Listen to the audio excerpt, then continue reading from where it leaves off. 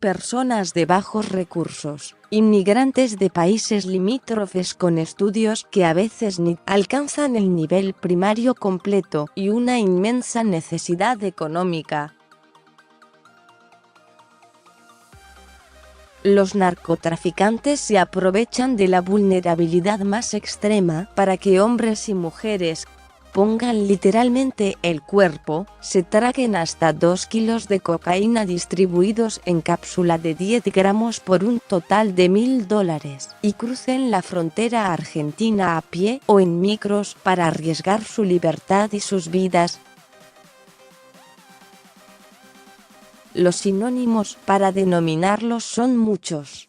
Mulas, correos humanos, camellos, burros. Fueron caracterizados en detalle en películas y decenas de libros en los últimos 15 años. Argentina tuvo su auge de tránsito de mulas entre los años 2007 y 2014, donde eran detectadas de forma casi diaria en el Aeropuerto Internacional de Ezeiza. Incluso se creó una unidad especial en el Hospital Interzonal General de Agudos Dr. Alberto Antranik Urnekian para tratar a las y los ingestados y lograr su evacuación lo más pronto posible. Los espárragos eran el laxante predilecto por las médicas y médicos que los trataban. Durante el periodo 2012 y 2013, de acuerdo a números oficiales, el centro de salud atendió a 80 personas enviadas por la SA directamente desde el aeropuerto, con expedientes que usualmente terminaban bajo la figura de contrabando de estupefacientes en el fuero en lo penal económico. Pero con los avances tecnológicos en los controles y los perfiles cada vez más reconocibles, las bandas dejaron de enviar por aire a mulas ingestadas con cocaína. Una veterana investigadora federal en Comodoro Pi, acostumbrada a las grandes bandas narcoporteñas que operaron históricamente en las villas de Retiro y el Bajo Flores, no recuerda un caso de una mula ingestada en los últimos 10 años. Sin embargo, los hombres y mujeres con cocaína en sus estómagos siguieron y siguen entrando al país. Esta modalidad de tráfico, que muchos consideraban extinta, sigue activa de acuerdo a investigadores consultados, sobre todo en la zona fronteriza de Salta y Jujuy con Bolivia, donde los números de personas ingestadas detectadas no cesa. La ruta parte desde Bolivia y cruza al país por caminos terrestres hacia Salta o Jujuy para llegar en micros a Liniers o Retiro como destino final. Según pudo saber Infobae, muchas de las rutas no terminan en Buenos Aires, sino que continúan por tierra hacia Mendoza para poder cruzar la mercadería a Chile. De acuerdo a los últimos datos relevados por la Procuraduría de Narcocriminalidad, Procunar, el 38% de las causas actuales sobre microtráfico incluye a mulas ingestadas que fueron detectadas por los diversos controles fronterizos, una tendencia que se mantiene al menos desde 2014. Más del 90% de esas mulas son personas que transportaban cocaína, ya sea clorhidrato o pasta base. De acuerdo al perfil de las mulas, continúan siendo personas vulnerables. El 70% son extranjeros de Bolivia o Perú que ven en el viaje una posibilidad de conseguir algo de dinero en un periodo corto de tiempo.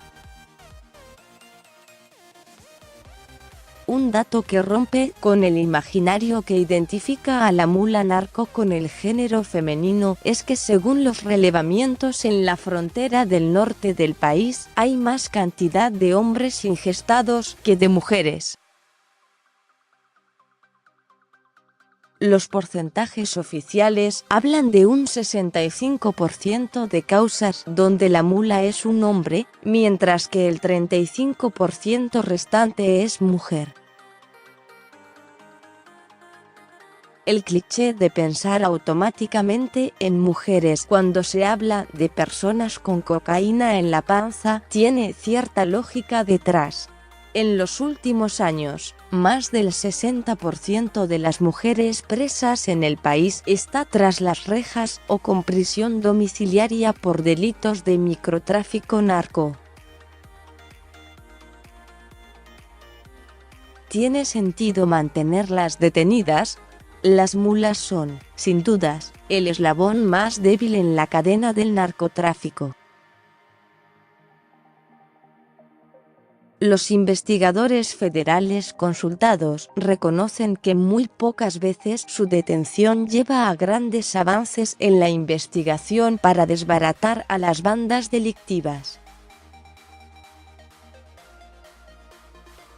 Esto sucede principalmente porque las y los ingestados no tienen información sobre los líderes jerárquicos de la banda, los teléfonos que pueden brindar no conducen a pistas concretas. Tampoco quieren hablar por miedo a lo que los narcotraficantes puedan hacerle a sus familiares o a ellos mismos por venganza.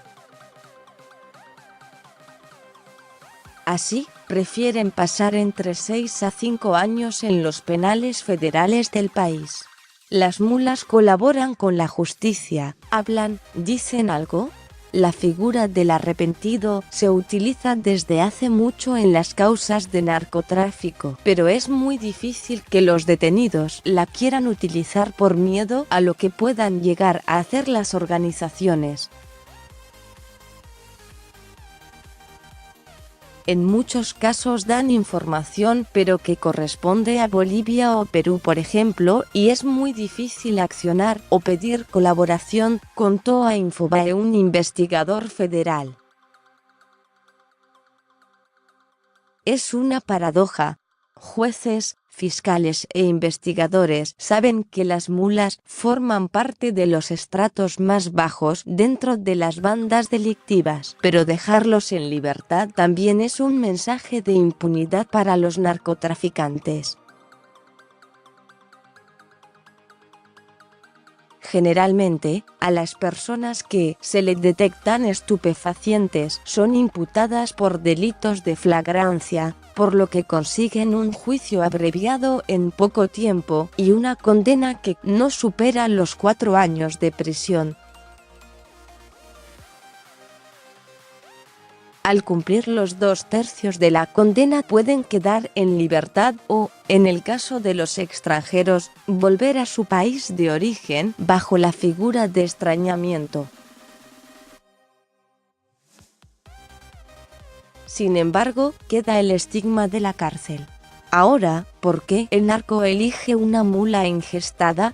La Gendarmería Nacional incauta casi semanalmente lotes de 10 a 100 kilos en fondos dobles de autos y camionetas que entran al país desde pasos como Villazón Aguas Blancas en Salta, dispositivos ingeniosos para intentar pasar por la frontera. Sin embargo, aseguran funcionarios acostumbrados a estos expedientes, los traficantes en muchos casos prefieren introducir la cocaína en el estómago de un extranjero pobre, algo que lo coloca a un riesgo mortal. Es mucho más barato pagarle $1000 a la mula que enfrentar la larga cadena de coimas y chances de controles en la larga distancia que supone un trecho de casi 400 kilómetros desde Bolivia, donde está el kilo de cocaína más barato del planeta, hasta Capital Federal.